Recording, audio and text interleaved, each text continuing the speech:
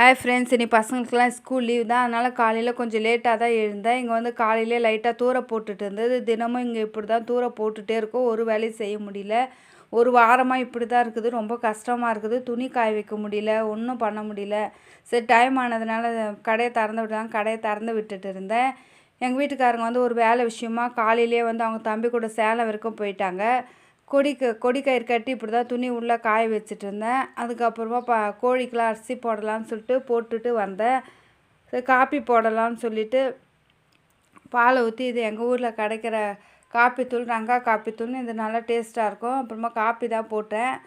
பசங்களுக்கெல்லாம் கொடுத்துட்டு நானும் குடிச்சிட்டேன். காலையில் என்ன டிஃபன் செய்யலான்னு கேட்டேன். பசங்க வந்து சேமியாவில் முட்டை போட்டு மசாலா போட்டு காரமாக செஞ்சு கொடுமான்னு சொன்னாங்க. சரி, செய்யலான்னுட்டு வெங்காய தக்காளியில் எல்லாம் கட் பண்ணி வச்சு நான் செஞ்சுட்டு இருந்தேன். அப்போ மெல்வின் வந்து நான் உனக்கு ஹெல்ப் பண்ணுறேன்னு சொல்லிவிட்டு வந்து உதவி கிண்டிட்டு இருந்தான்.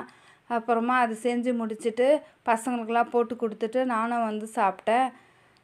சாப்பிட்டு முடிச்சுட்டு மதியம் வந்து வெறும் சாப்பாடு புளிக்குழம்பு தான் வைக்க போகிறேன். வேறு எதுவும் ஸ்பெஷலாலாம் எதுவும் செய்ய போகிறேன். நாங்கள் மட்டும்தான் இருக்க போகிறதுனால நாங்கள் எதுவும் செய்யலை.